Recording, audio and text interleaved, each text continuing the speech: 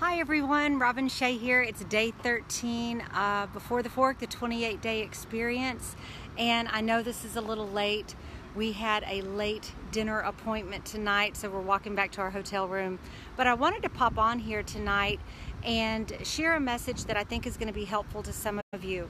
A dear friend of mine, Michael Ann, messaged me today and asked me about keto. It's something that, as I mentioned when we first started the program, keto, I definitely have some strong opinions about, not good or bad, just opinions from experience.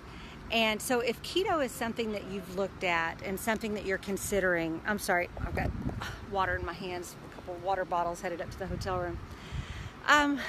Keto is, as you know, it's a high protein, no carb, or it's really not fair to say no carb because all of your vegetables, all of your salads are carbohydrate based, but any of your pastas, rices, potatoes, fast burning vegetable carbs, all of those are off limits. So it's high protein, high fat, no carb, low carb diet.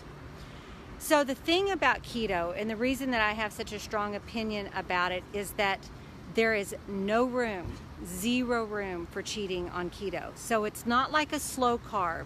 It's not like an 80-20. It's not like a program that teaches you temperance. Because you have the high fats in your system, the proteins, the animal proteins, which is really your only source of cholesterol is through your animal proteins.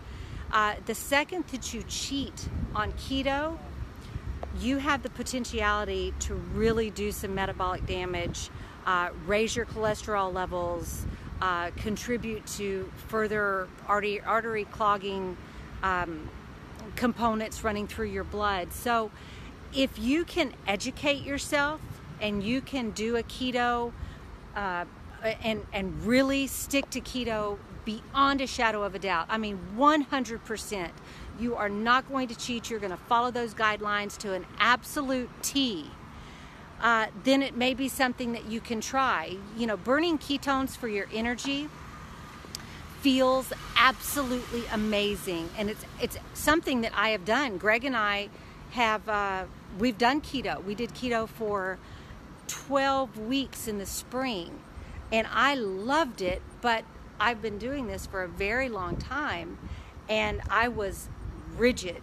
And there he is. I would not let him cheat, and I watched him like a hawk because Greg already struggles with volatile cholesterols, and his LDL HDL ratio is not where I want it to be. That's something that is inherent in his family. So I was watching him very, very closely, making certain that he didn't fall off.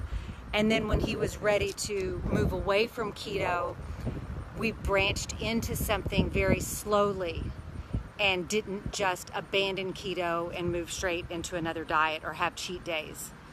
So my opinion on keto is if you have the education and you have the discipline to stick to the guidelines 150%, and then when you're ready to transition off, you follow the transition guidelines properly, then I say give it a go.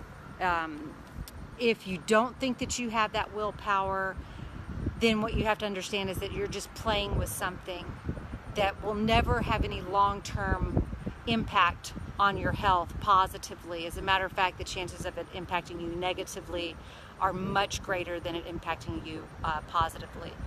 If you read in the book and you go to the chapter on nutrition and I compare a couple of the diets, you'll also notice that keto strikes very, very low. I graded it very, very low on a lot of elements because it is not a family diet. It is not something you should be introducing to children. It's very imbalanced. And so as a result, it's kind of a solopreneur type diet. You're doing it by yourself and on your own.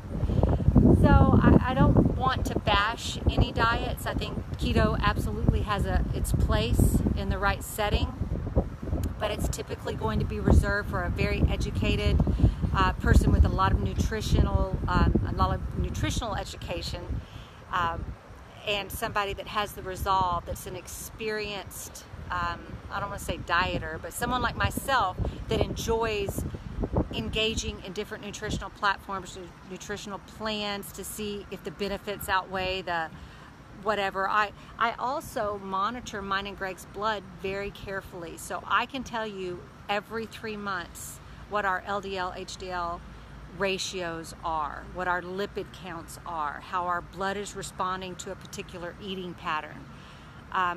It's just something that I do because I think the best indicator is going to be found in your blood. How is your body metabolizing the nutrition and utilizing the nutrition that's flushing through it? The scale is a very poor indicator of overall health.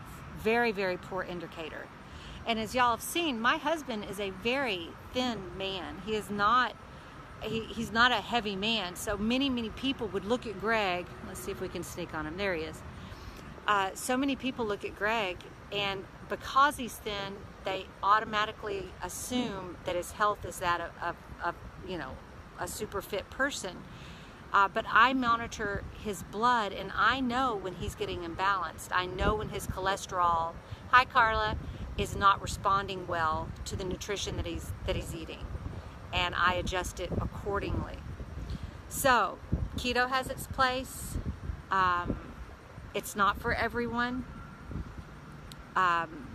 It's something, for instance, keto was a lot easier for me to adjust to than it was for Greg. Greg struggled a little bit with keto because it is so very rigid. I'm used to really tight parameters around my nutrition, so I didn't struggle as much implementing keto. I've actually struggled a little bit more implementing the slow carb because you cut the fats way back. He's ready to go up, so I've got to hurry here. Because you cut the fats way back and you add the beans, I forget what I'm doing sometimes, and I make the mistake of adding the fats with my beans. Time to go. So anyway, keto does have its place. Be very, very careful. And I would highly recommend you getting your blood work done before you begin keto, and then 90 days after you're on the keto diet, and see what your lipid counts are reading. That'll be the best indicator for you to move forward.